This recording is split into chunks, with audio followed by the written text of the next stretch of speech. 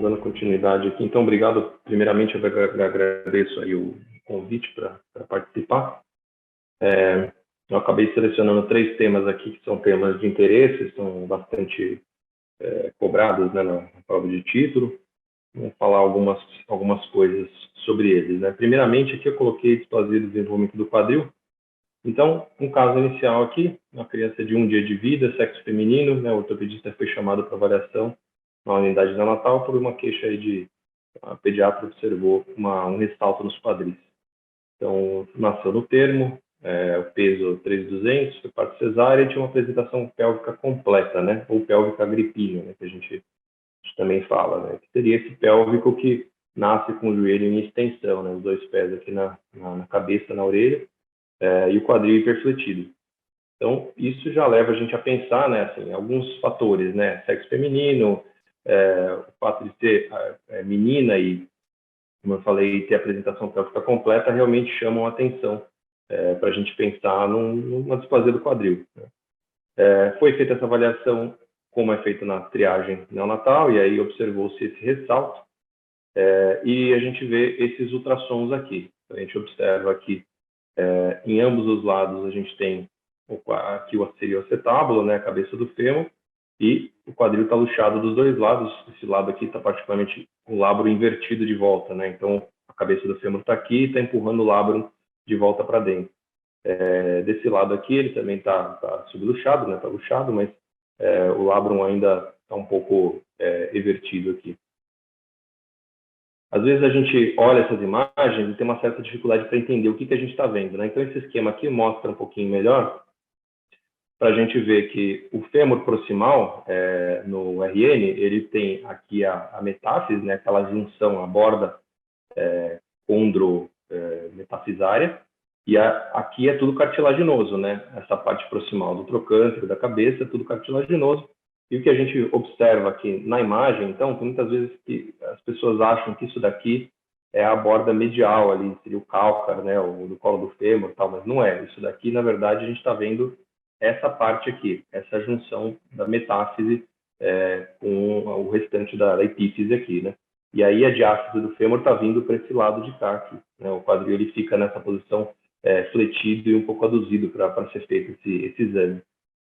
Então aqui a gente consegue ver na avaliação do ultrassom o ângulo alfa, né, que é o ângulo do teto ósseo, e o ângulo beta, que é o ângulo do teto cartilaginoso. Tem diversas aí formas de medir, mas é muito importante que a gente tenha essa imagem bem visível, assim, em que a gente veja o teto acetabular, o fundo acetabular, que a gente veja as camadas adequadas aqui dos músculos, do labrum, e que a gente veja essa junção aqui, essa borda da metáfise, né?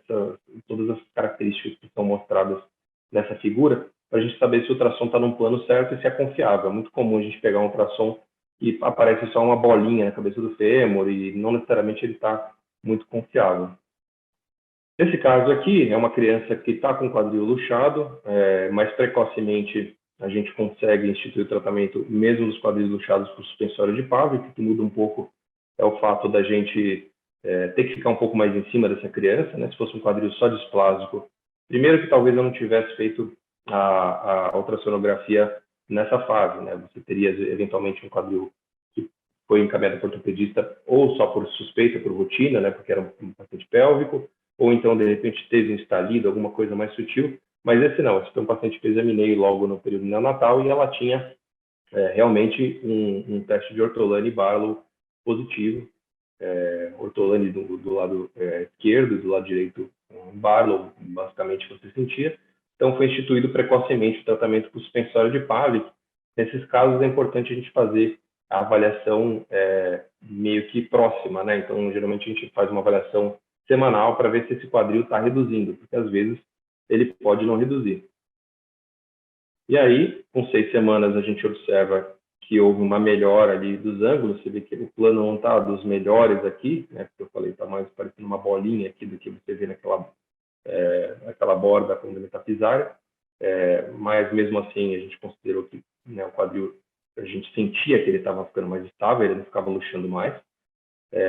O alfa melhorou, e aqui, depois de 12 semanas, o alfa estava bem melhor, e aí o controle radiográfico depois disso já com 6 meses de vida, notam que está começando a formar um núcleo de ossificação da cabeça do fêmur, que geralmente se forma ali entre 4 e 6 meses, mas aqui às vezes tem um certo atraso, isso é um quadril ruim, assim, né, os dois colados estavam praticamente luxados, mas mesmo assim ela evoluiu bem, 24 graus de incidência tabular à direita e 25 à esquerda, isso existe uma tabela que pode ser conferida, e com 6 meses de idade, essa é uma medida bastante razoável. Então, falando um pouquinho da displasia, a gente vê que a displasia tem alguns fatores de risco que são mais importantes, né? Então, apresentação pélvica, história familiar, primiparidade e sexo feminino são todos fatores importantes, mas existem também algumas questões pós-natais que podem colaborar com isso, né? Então, o famoso swaddling, né, que é o enfaixamento, você enfaixar a criança, aquele charutinho que é feito com os quadris em extensão, é bastante prejudicial, tanto é que esses povos indígenas que faziam isso, em alguns locais da Ásia, isso era feito também, aumentava muito a incidência. E enquanto que povos que carregavam as crianças dessa forma, com o quadril em abdução, contra ali a cintura da mãe, acabava protegendo e a incidência de displasia era muito menor. Acabava sendo meio que um tratamento, né? Lembrar que tem associações comuns ali com o torcicolo, com a displasia do quadril. Então, o torcicolo congênito, a deformidade dos pés, particularmente o pé metatarso adulto. Em alguns locais vocês vão achar sobre pé torto congênito, mas isso já tem alguns estudos mais novos que não falam, enfim, que mostram que não é uma associação real, né? Exceto se fosse o pé torto postural ou o pé metatarso adulto mesmo, mas o pé torto congênito idiopático não tem essa associação tão clara. E no exame físico é bom a gente fazer uma avaliação adequada, lembrando que o que a gente sente, né, muitas vezes a gente ouve do clique, né, mas o que a gente sente é esse ressalto no teste de Ortolani, como está sendo mostrado aí, em que ocorre a redução da cabeça do fêmur, então o fêmur está luxado, e você consegue recolocar, né, utilizando o dedo ali, então no trocânter maior, você consegue recolocar a cabeça no acetado. Ao passo que o Ortolani, então, é uma manobra mais provocativa, o quadril está reduzido, mas ele é instável. Então, note que está sendo feito o exame uma vez, um lado por vez. Aqui, nesse caso, a gente está fazendo a avaliação do lado esquerdo. Então, inicialmente, ali era um quadril que estava só pistonando um pouco. Então, ele era um quadril que tinha uma instabilidade, né, parcial. Agora, aqui, nesse caso, o quadril realmente luxou quando foi feita a manobra. E isso é feito, assim, para quem já teve a experiência de fazer, é feito de forma bastante sutil, né? Não precisa fazer nenhuma manobra muito intempestiva para a gente conseguir fazer essa redução. Agora, alguns sinais que a gente também pode avaliar, que são, por exemplo, isso tanto tardiamente como precocemente, um deles é a assimetria de pregas, né, o famoso sinal de Peter Bate. Isso até pouco tempo, né, a gente acreditava um pouco, né, digamos, esse teste, a gente achava que não era tão importante assim, alguns estudos falavam que 60% das crianças podia ter algum grau de assimetria de pregas, mas esse estudo um pouquinho mais recente mostrou que o risco aumenta 3,5 vezes quando você tem uma assimetria, principalmente das pregas posteriores. Então, pelo menos assim um sinal de alerta para a gente pensar no problema e eventualmente fazer um ultrassom para fazer o diagnóstico precoce. Outros sinais que são feitos são vistos mais tardiamente, né? Então, sinal de galease, que vai ter um encurtamento ali do membro por causa da luxação do quadril, e a limitação da abdução também. Então, quadril que não abduz adequadamente porque o quadril está luxado para o posterior.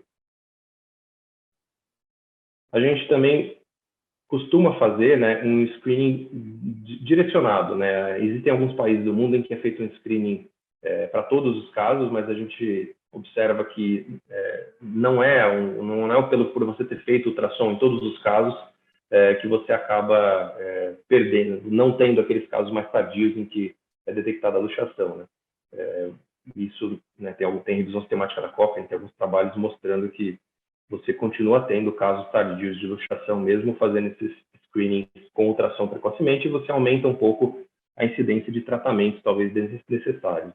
Então, a gente costuma fazer um screening direcionado. A gente faz ultrassom naqueles pacientes com apresentação pélvica, que tem deformidades típicas, né, do pé, o pé torto postural, ou então o pé metatarso adulto e torcicolo congênito.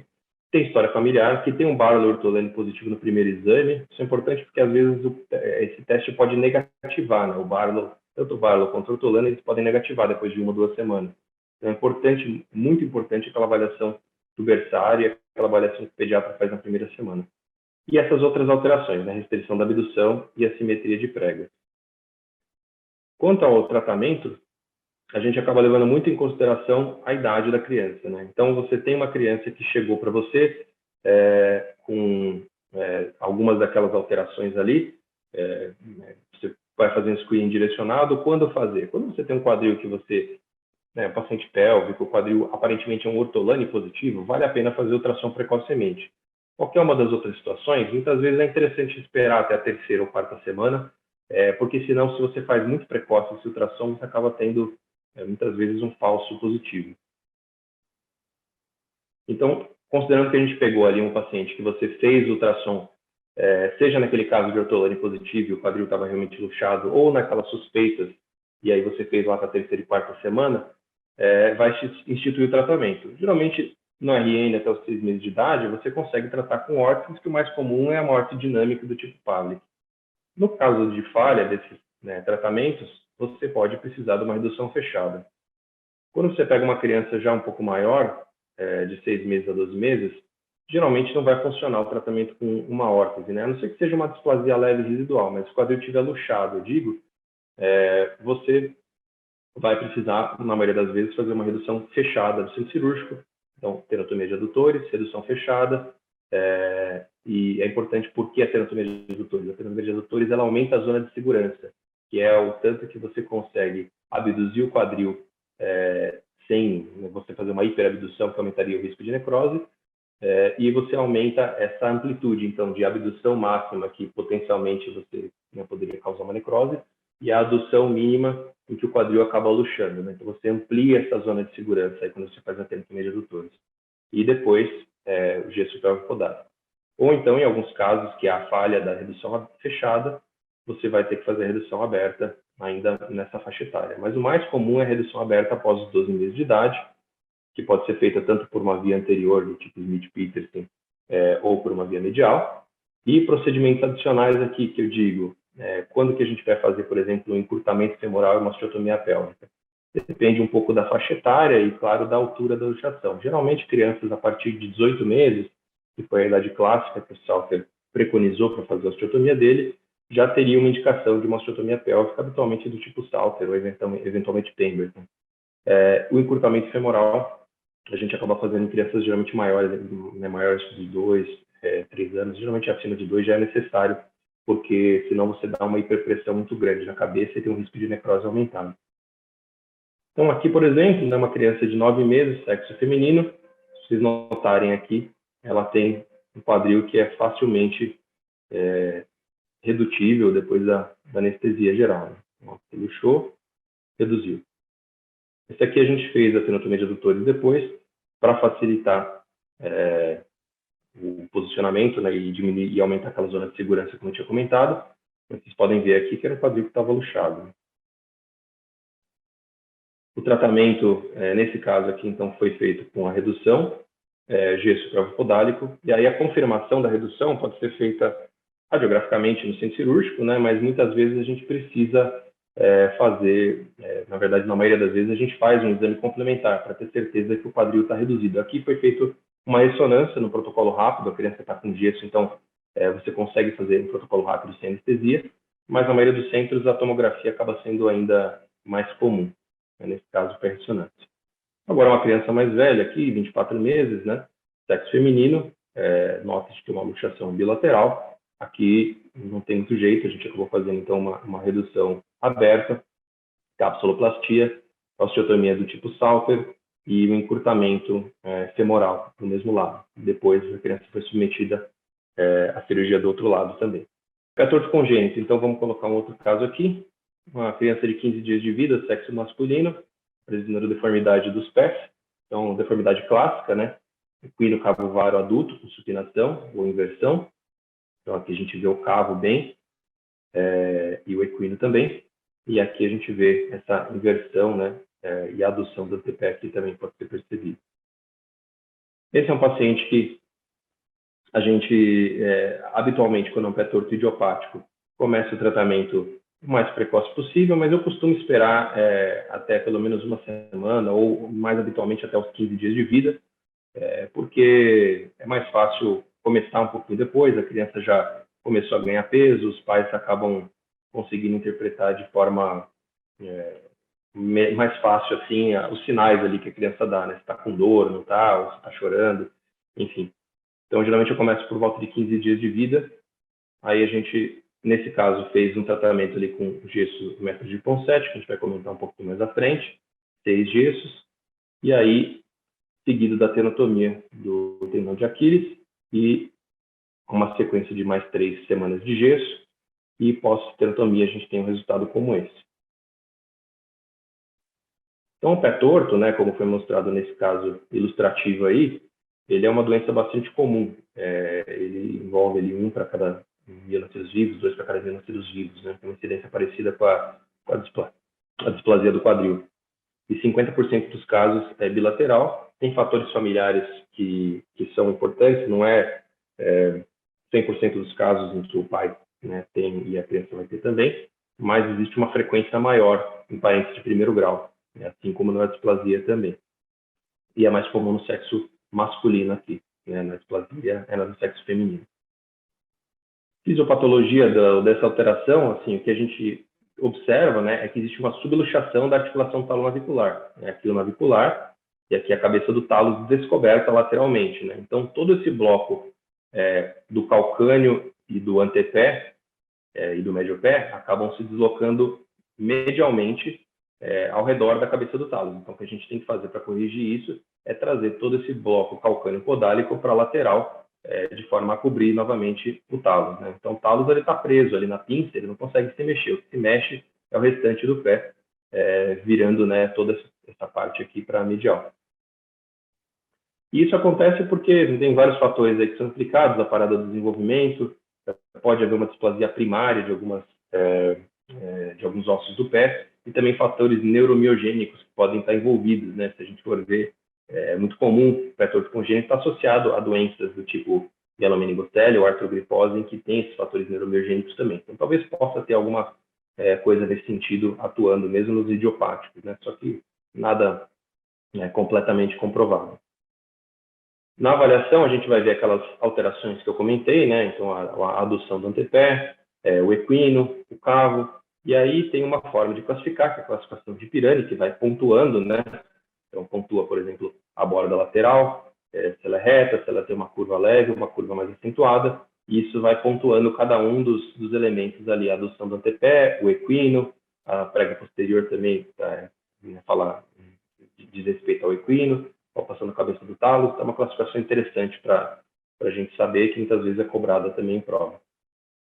O tratamento, classicamente, era com o método de Kite, né? Às vezes vocês vão ver escrito um pouco sobre o método de Kite ainda, só que ele foi substituído já há diversos anos pelo método de Ponseti. O método de Kite era um método em que o fulcro acontecia aqui na calcânea cuboide, e nesse modelinho esquemático aqui do método de Ponseti, ele está até com um no aqui, porque a ideia é que se você coloca o dedo na calcânea cuboide, você não consegue abduzir o antepé e trazer o calcâneo que ele está numa posição que está embaixo do talos, você não consegue trazer ele para a lateral. Então, o local correto de fazer o fulcro é na cabeça do talos, para que o movimento aconteça na articulação talonavicular, que é o local do problema, como a gente viu anteriormente. Então, o método de Ponseti preconiza aí uma manipulação e correção meio que progressivas, né? Então, tem esse acrônimo CAV aí, que você primeiro começa com cavo, depois abdução, valgo e equino. Enfim, na verdade, tudo isso é corrigido de forma meio que simultânea, né? O cavo até é digamos, um highlight ali do primeiro gesso, em que você vai elevar o primeiro raio para tentar corrigir o cavo e aí alinhar o antepé com o retropé, e dessa forma destravar a articulação médio-társica, você conseguir começar a fazer a correção. Mas na prática, tudo isso acontece de forma meio que simultânea. O fulcro na cabeça do talos, como eu falei, uma média entre 4 a 6 gestos, mas geralmente mais para 5 e 6, né? Eventualmente 4 para um pé muito molinho. Então, aqui, esquematicamente, como acontece a manobra, né? Você faz o fulcro ali na cabeça do talos, e todo esse bloco do calcâneo e do antepé vão se deslocando lateralmente. Então, nota aqui que o calcâneo ele sai debaixo do talos, e é só a partir do momento que ele sai debaixo do talos, que você consegue trazer ele para a lateral, que você vai conseguir efetivamente corrigir o equino, mesmo que você tenha que fazer a tenotomia, né? Se você não corrige isso daqui, você não consegue corrigir o equino e acaba fazendo uma quebra no médio pé. E notem que você não deve tocar o calcâneo, né? O calcâneo ele acaba saindo de uma posição de varo para valgo, mesmo aqui o examinador não está mexendo, né? Ele está fazendo só a manobra lá que já foi descrita, não está mexendo no antepé, no retropé.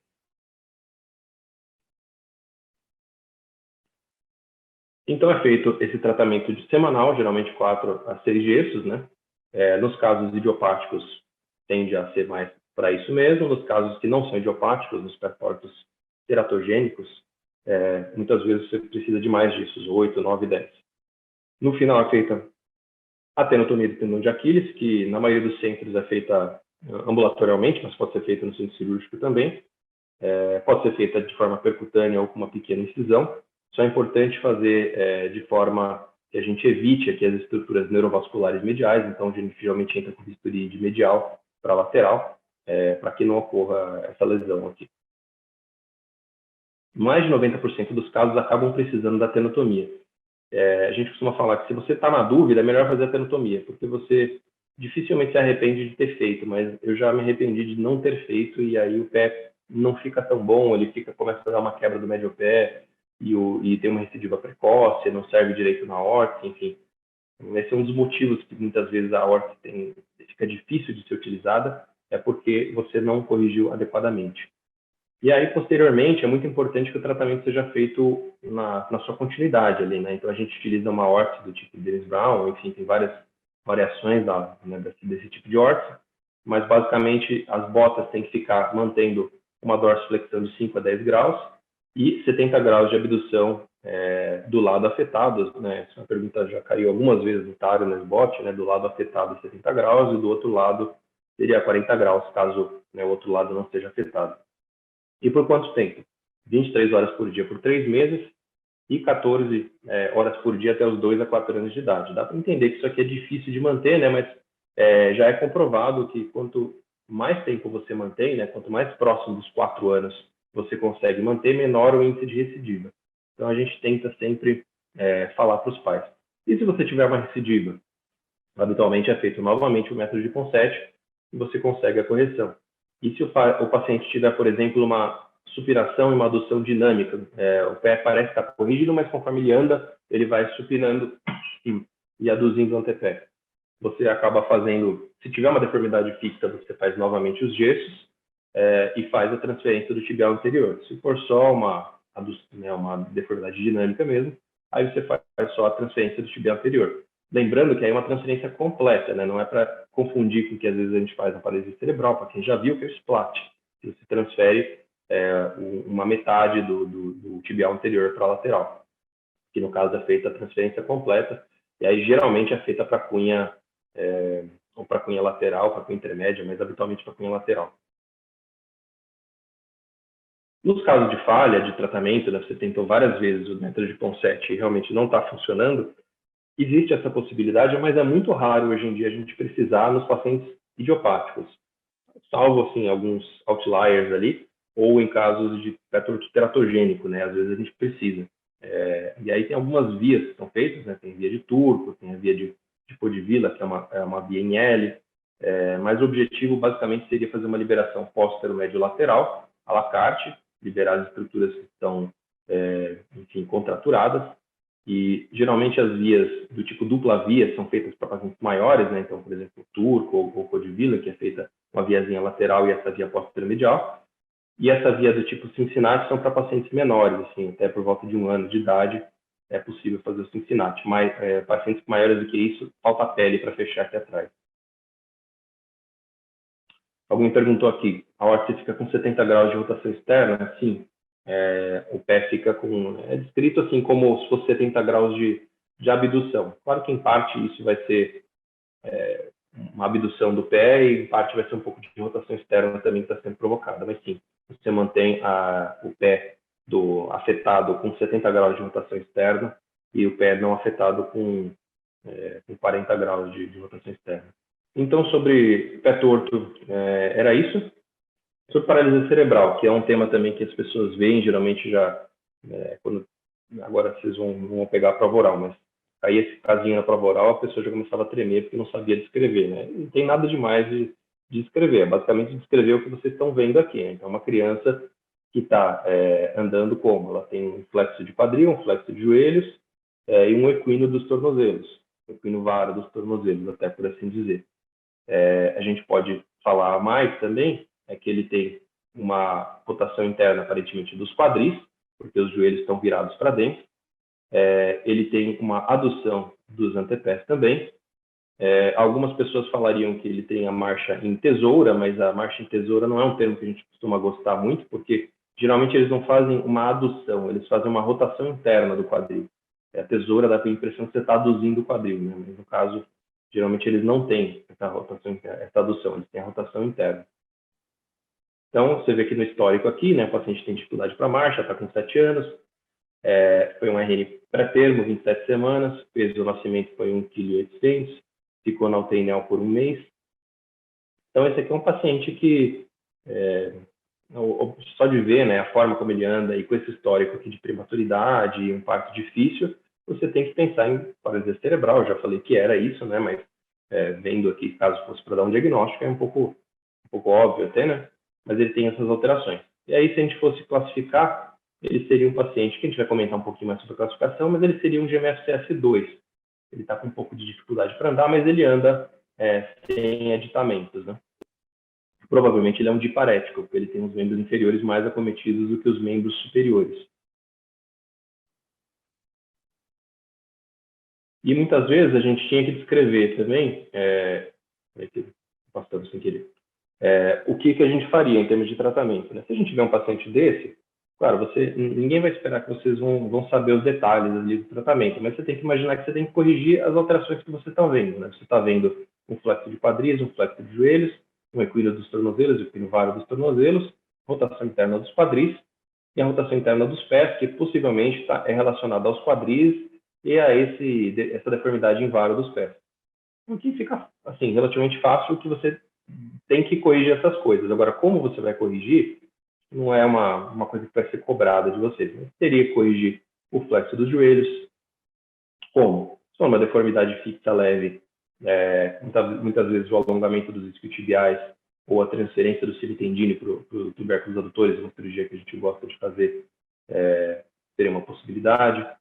Por que essa transferência do semitendine? Você tira o semitendine, ele para de ser um flexor do joelho, mas ele mantém a sua força de extensão no quadril. Então, isso acaba ajudando nessa questão. Se o paciente tiver um flexo fixo maior, assim, de 20 graus, por exemplo, pode ser necessário uma osteotomia extensora.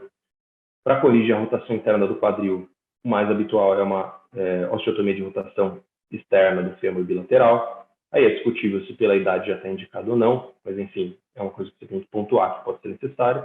E a deformidade dos pés, né? Então, alongamento do tríceps sural, eventualmente um alongamento do tibial posterior, correção de deformidades ósseas, se forem existirem, né? Aí realmente é um mar de informações aí que não dá para a gente passar por tudo agora.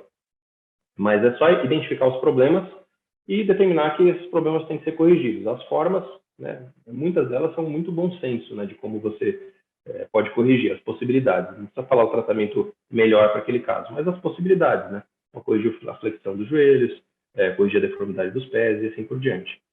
E quando a gente pensa em paralisia cerebral, né, a gente tem que definir, né, porque é um termo guarda-chuva, né, paralisia cerebral envolve uma série de doenças, né, mas essa é uma definição que envolve aí praticamente tudo que a gente pode esperar desse termo, né, é um termo, um slide um pouco poluído, mas só porque a gente precisa falar a definição mesmo, né, então fala que a paralisia cerebral descreve um grupo de alterações permanentes do desenvolvimento motor e postural, causando uma limitação da atividade, que podem ser atribuídos a distúrbios não progressivos, então isso é importante, é uma coisa não progressiva que aconteceu no encéfalo fetal ou infantil de desenvolvimento.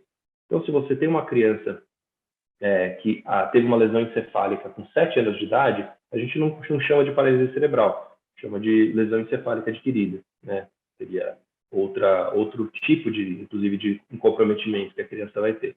Então, isso aqui, geralmente, é com crianças com lesões que aconteceram até 1 ou 2 anos de idade, né? A maioria dos locais define como 2 anos de idade.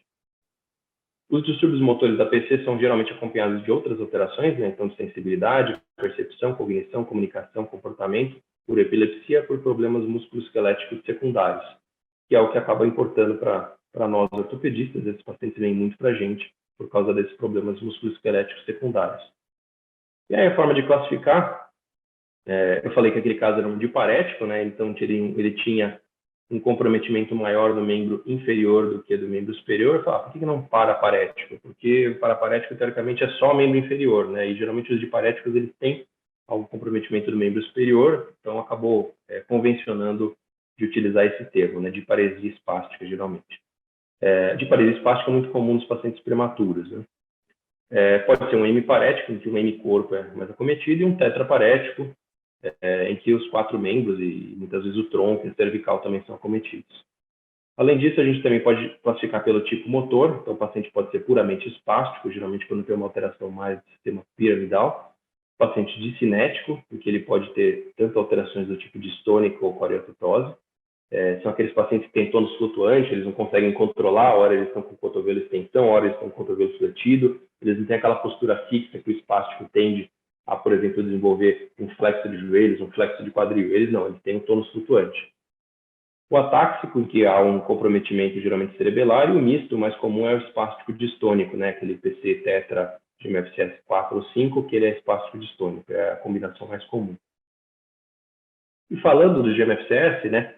O que é o GMFCS? O GMFCS é aquela classificação da função motora grosseira, né? Ou grossa, como foi traduzida para o português. É o Gross Motor Function Classification System. Que aí você tem a forma como os pacientes se comportam nas diferentes faixas etárias. Então, o clássico, que vocês provavelmente conhecem, é isso aqui de 6 a 12 anos. O paciente de MFCS1, ele vai andar sem limitações, vai subir escada sem precisar segurar no corrimão, vai conseguir correr, pular, etc. O paciente nível 2, ele já tem alguma limitação, não consegue correr e pular com tanta facilidade, não consegue andar em terrenos irregulares ou tem dificuldade para tal, e tem muitas vezes dificuldade para subir escadas e precisa usar um corrimão. O nível 3 é aquele paciente que usa aditamentos na maior parte das suas atividades, né? Então, aditamentos que são muletas, andador, bengala, alguma coisa assim. E muitas vezes eles usam cadeira de rodas para longas distâncias.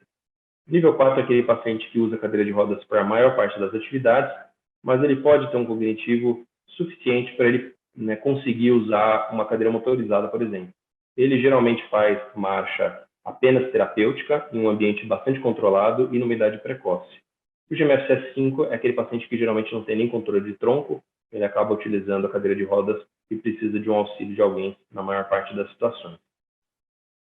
Aí, dos 12 aos 18 anos, essa classificação foi estendida, né, o GMFCS estendido e revisado, e eles observaram que existe uma queda funcional, isso independente do tratamento que é feito, né? Mesmo o paciente tratado de forma ótima, existe essa tendência de queda funcional. O nível 1 não muda muito, mas o nível 2 muitas vezes começa a precisar de um aditamento para longa distância.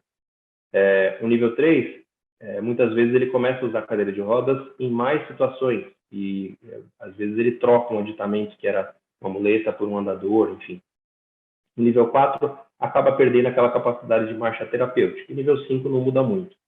Notem que não é... A gente pegava muito a pessoa que ia, né, descrever isso para a gente, assim, o residente, e falava, no nível 2 usa órtese, nível 1 usa órtese. A órtese em si, uma órtese subpodálica, não entra na classificação. Entra na classificação são os aditamentos. Você precisa de muleta, andador, bengala, essas coisas. A órtese não participa dessa classificação.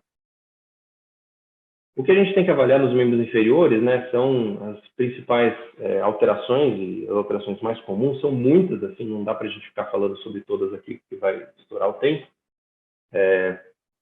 Mas a gente sabe que nos quadris, as deformidades mais comuns são a flexoadução dos quadris, então a contratura em flexão e de adução, e principalmente nos pacientes nível 4 e 5, isso eu vou fazer um parênteses depois, pode levar à subluxação e à luxação dos quadris. O joelho, a deformidade mais comum é a deformidade em flexão, como tinha aquele paciente que eu mostrei inicialmente, um paciente que andava com os joelhos fletidos. E o rígido, o que é o joelho rígido? Isso é uma coisa que o pessoal confunde também. O joelho rígido é um termo que a gente utiliza para um joelho que não tem a flexão adequada no balanço, né? O joelho, né, na marcha normal, ele precisa sair de uma extensão completa ali, de por volta de 0 grau mesmo, e fletir cerca de 55 graus na fase de balanço. Quando ele não flete tanto, ou essa amplitude é menor, de repente ele começa ali né, ele não estende tudo, então ele parte de uma flexão de 20 graus e vai para 50, enfim, você acaba tendo uma amplitude total de movimento do joelho no ciclo menor, e aí isso dá o nome de joelho rígido. E o clássico era que o joelho rígido era causado, por exemplo, por uma espasticidade do reto femoral. Tem inúmeras causas, mas essa é uma delas que é a mais clássica. E as deformidades do pé e tornozelo, a gente tem mais comumente o equino, né, que é a contratura do tríceps sural, que é disparado a deformidade mais comum no PC, e também é a maior fonte de iatrogenias no PC, né? É muito fácil, né? A gente fala que o problema do tendão de Aquiles é que ele é muito superficial, então é muito fácil você ir lá e alongar. Só que aí você pode transformar um paciente que, como aquele lá, estava andando com o joelho fletido e na ponta do pé, um paciente que continua andando com o joelho fletido, só que com o pé em dorsiflexão. E aí você causou um padrão em agachamento iatrogênico por um enfraquecimento excessivo do tríceps sural. E deformidades em vário e valgo do retropé também são comuns. No diparético é muito mais comum ele ter um pé plano valgo, um pé equino valgo, e no hemiparético é muito mais comum ele ter um pé equino varo ou um pé varo, né? Além disso, a gente tem que reconhecer que existem alterações rotacionais muito comuns. É muito frequente a gente ver o paciente que tem uma rotação interna do quadril e uma torção tibial externa. Se você é um paciente que tem uma alteração neurológica e você tem um desvio dos seus braços de alavanca dos membros inferiores, então você tem o quadril rodado para dentro e o pé rodado para fora, e isso pode gerar uma alteração significativa a ponto de você começar a andar em agachamento só por uma alteração rotacional. Então, muitas vezes, se você tem uma situação como essa, tem alguns casos que a gente só corrige os braços de alavanca, porque ele tem uma disfunção de braço de alavanca. E na hora que você corrige os braços de alavanca e os músculos estão funcionando no plano certo, você corrige muitas vezes o problema do paciente. Ele corrige um padrão em agachamento, por exemplo. Aqui o parênteses que eu falei que eu ia falar, né? É muito importante a gente pensar na luxação de quadril no paciente com paralisia cerebral. É muito comum a luxação de quadril. Quanto que é comum? Se você for pegar por nível do GMFCS, isso aqui é um trabalho do pessoal de Melbourne já de 2006, a gente vê que 89% dos pacientes do nível 5, eles têm uma luxação, podem ter uma luxação de quadril. Isso vai ficando menos frequente quanto menor o nível do GMFCS, né? Então, paciente nível 1, por exemplo, é praticamente zero.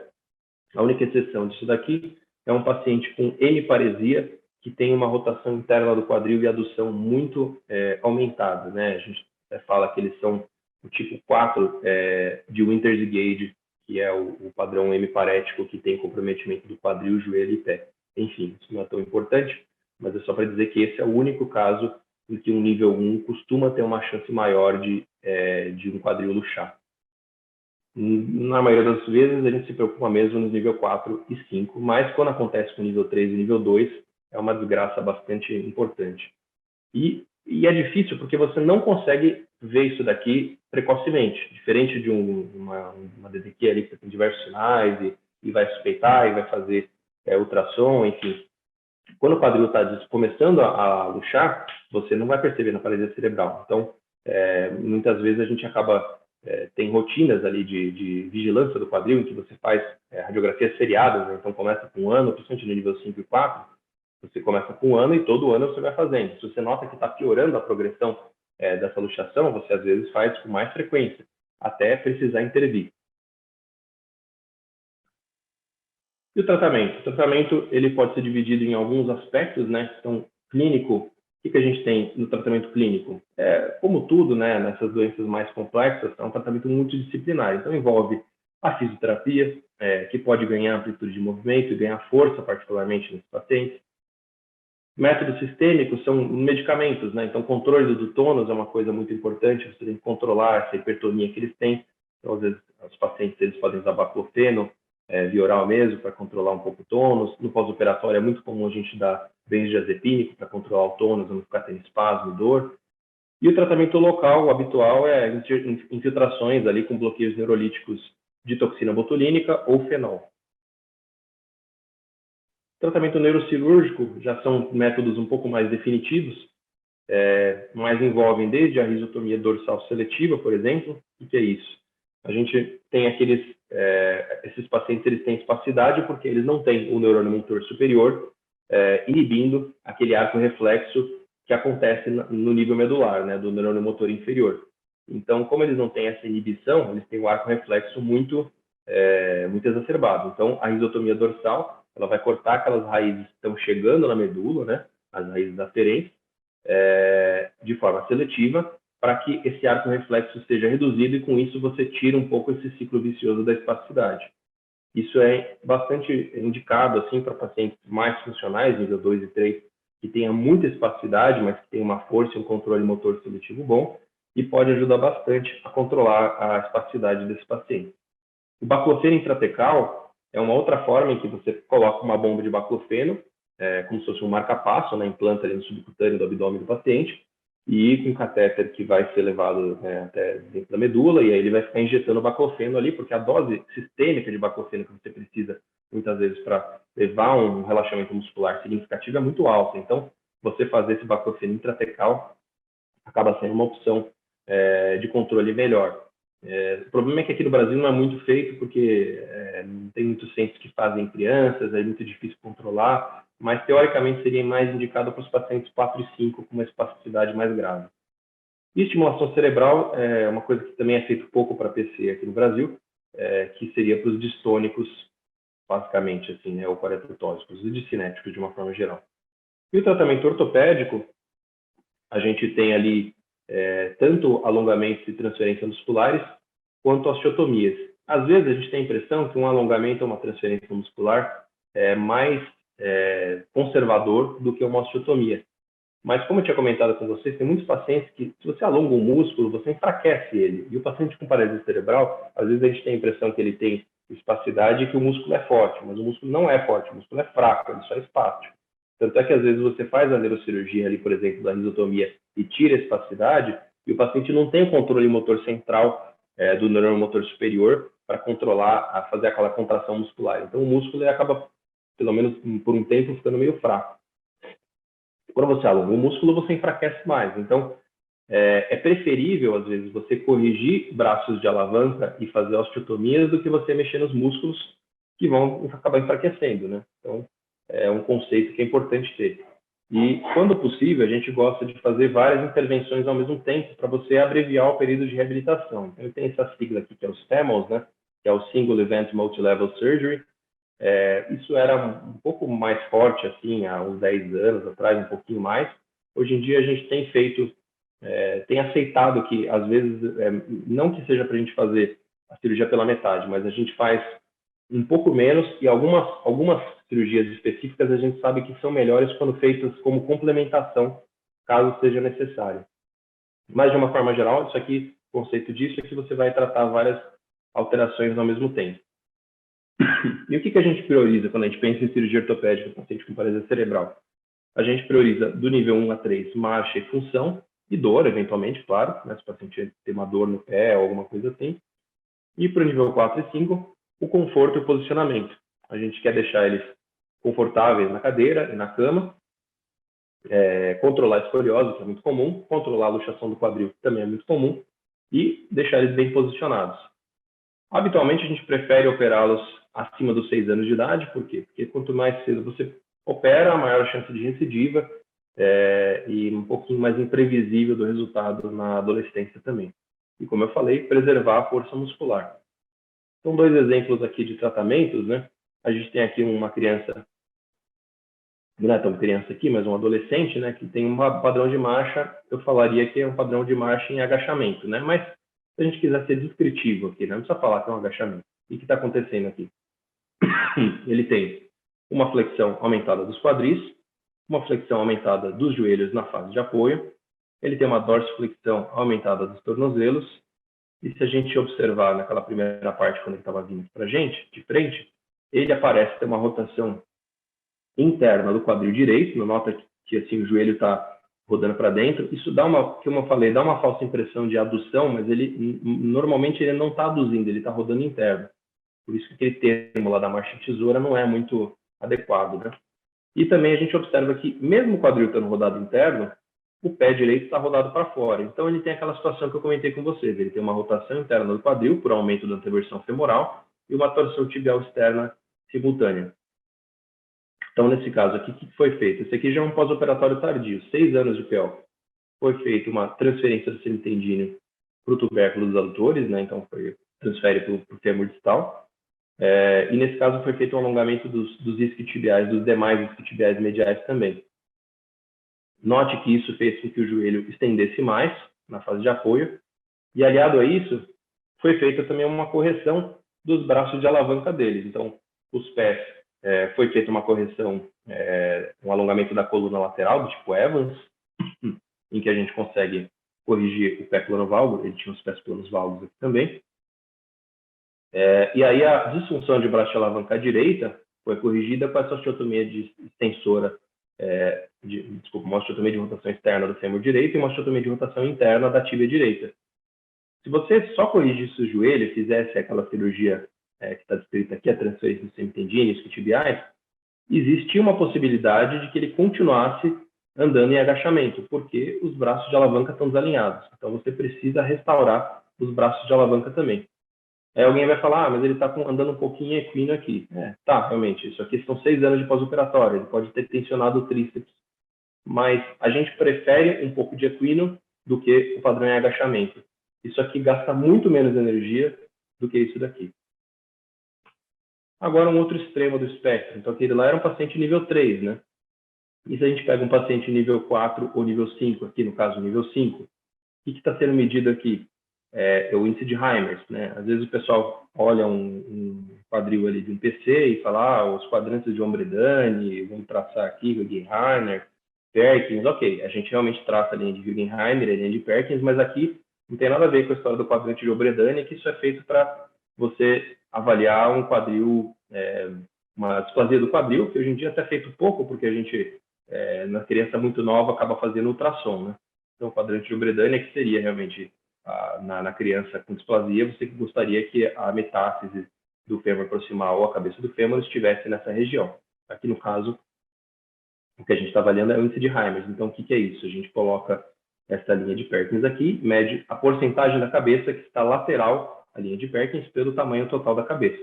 Isso vai dar o percentual de luxação do quadril. Então, a grosso modo, a gente costuma falar que menos de 30% é um quadril que está locado, né? Entre 30 e 60 está subluxado, e mais que 60 ele está luxado.